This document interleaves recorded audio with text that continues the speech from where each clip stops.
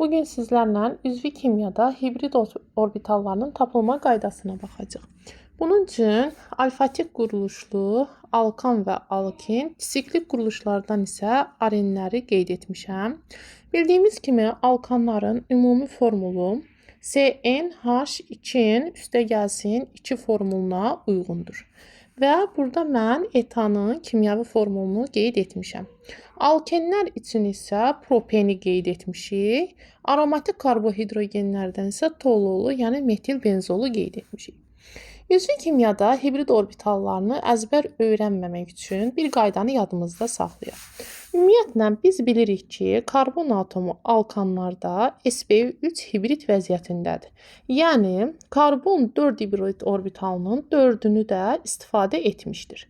Və yalnız hibridləşən karbonlar olduğu üçün hibrid orbitallarının sayını tapmaq elə 4-ü karbonun sayına vurmaq kifayət edir. 4n. Bunu qəbul etdik.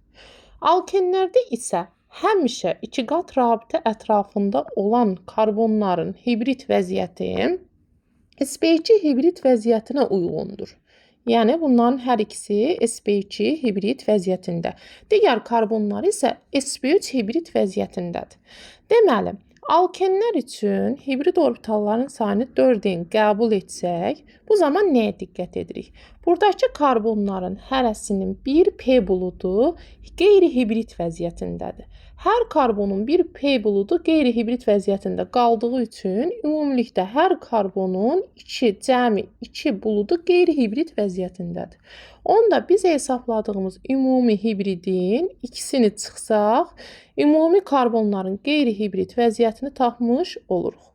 İndi həmin qaydanı arenlərə tətbiq edək. Arenlərdə də bilirik ki, benzol halqasında olan 6 karbonun 6-sı da sp2 vəziyyətindədir. Yəni buradan nə nəticəyə gəlirik? Buradan belə bir nəticəyə gəlirik ki, hər karbonun bir p buludu, yəni ümumilikdə 6 p buludu qeyri-hibrid vəziyyətindədir. Və həmin qaydada biz də bilirik ki, karbonlar ümumi 4n olmalıdır. 6 dənə p buludu karbonun qeyri-hibrid vəziyyətindədirsə, 4n çıxılsın 6 kimi qeyd etsək, arenlərin də hibrid orbitallarının sayını tapmış oluruq.